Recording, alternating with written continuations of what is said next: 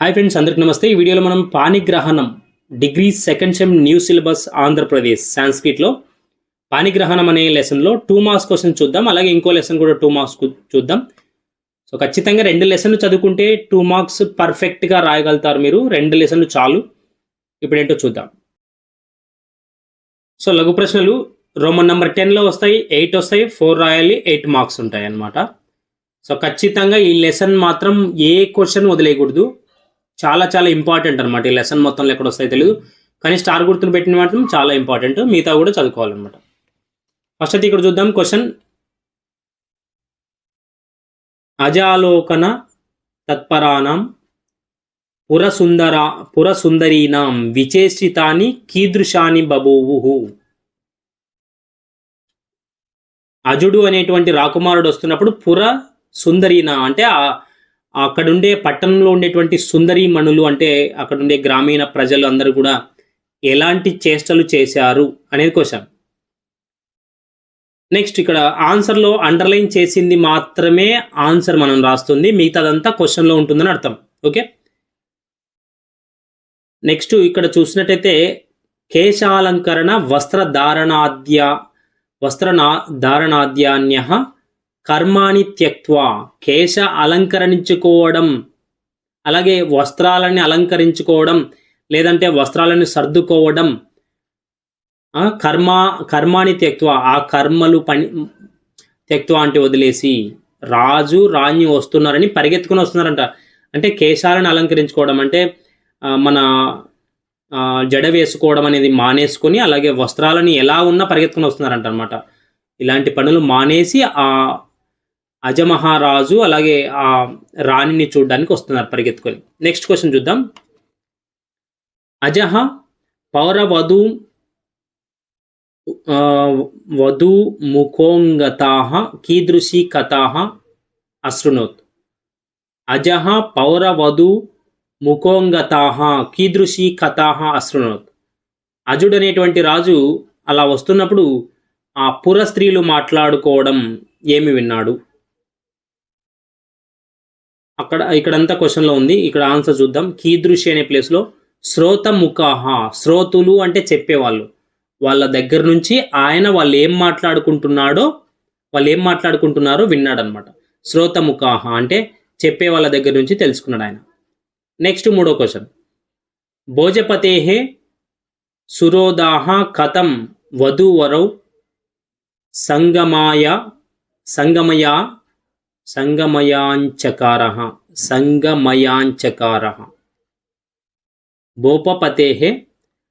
భోజపతేః పురోదాహ కథం వధూవరౌ సంగమయాంచకార. సో భోజరాజు వస్తున్నాడని చెప్పి అక్కడ ఉండేటువంటి యజ్ఞం చేసే వాళ్ళు ఏం చేశారు అనేదన్నమాట. భోపపతేః పురోదాహ, పురోహితులు అని అర్థం. పురోదాహ అంటే భోపపతి అంటే భోజరాజు వస్తున్నాడని చెప్పేసి ఆ పురోహితులు ఆజ్యాదిభిః అగ్నిం హుత్వా అంటే అగ్నిలో వేసేటువంటివి నవ ధాన్యాలు కావచ్చు, ఇంకా అన్నీ కూడా నెయ్యి ఇలాంటివన్నీ కూడా సమర్పించి తమేవ వివాహ సాక్షే, వాటిని అగ్నిదేవుని వివాహ సాక్షిగా పెట్టి ఆదాయ అక్కడ ఉంచి వధూవరౌ సంగమయాంచకార, ఆ విధంగా సాక్షిభూతాలుగా నిలుస్తూ పెళ్లి జరిపించారు.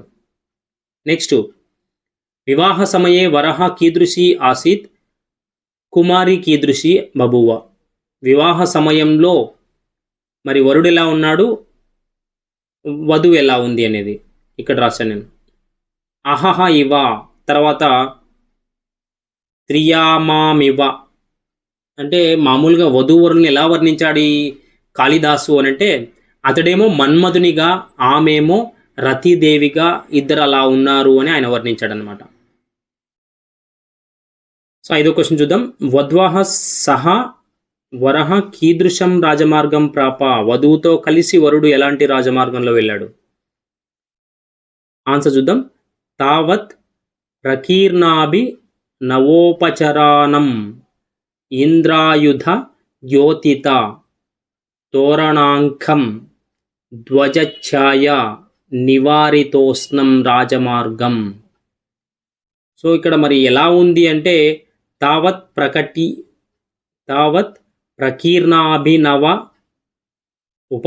ఉపచారాణం, అక్కడ వచ్చే జనాలు అనమాట, వెనకలు కూడా జనాలు, రాజులు, తర్వాత సైన్యం అంతా వస్తుందన్నమాట. సో ఇంద్రుడు ఎలా అయితే మరి సింహాసనాన్ని అధిష్ఠిస్తాడో ఆ విధంగా వెళ్తున్నారనమాట. అక్కడ ఉన్నటువంటి పరిస్థితి ఏంటంటే తోరణాలతో అలంకరింపబడి ధ్వజములు అంటే ఎత్తుగా కలిగినటువంటి ధ్వజములు అంటే ధ్వజస్తంభాలు కలిగి ఉన్నటువంటి ఛాయల మధ్య వెళ్తున్నారనమాట వాళ్ళు. నెక్స్ట్ 6వ క్వశ్చన్ చూద్దాం. కామరూపేశ్వర దత్తహస్తః కః చతుష్కమంతః ప్రవివేశ.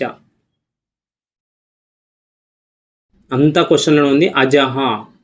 కామరూపేశ్వర అంటే మన్మధుల్లాగా ఉన్నాడనమాట అతను. అలాంటి వాడు ఎలా వెళ్తున్నాడు, ఎక్కడ ప్రవేశించాడు? అజహ.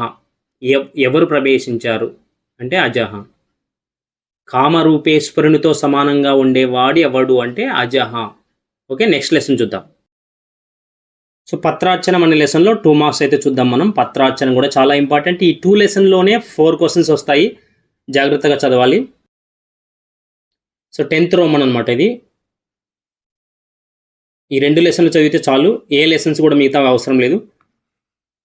జ్వరహారిణి బృహతీ ఫలం. జ్వరాన్ని పోగొట్టేది అంటే బృహతీ ఫలం. మధురః కః. మధురమైనది ఏది? ఏ ఆకు అంటే బిల్వపత్ర ఆకు అనమాట. కస్య పత్రలేఖః జ్వరదాహ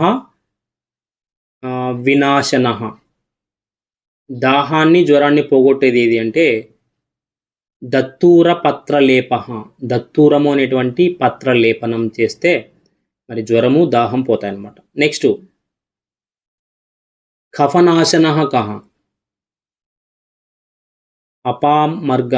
అపామార్గః అనేటువంటి ఒకనొక పత్రం తీసుకున్నట్టయితే దాని నుంచి మనం కఫంని తొలగించుకోగలుగుతాం. నెక్స్ట్ జంతుభూత క్రిమిహరాః క.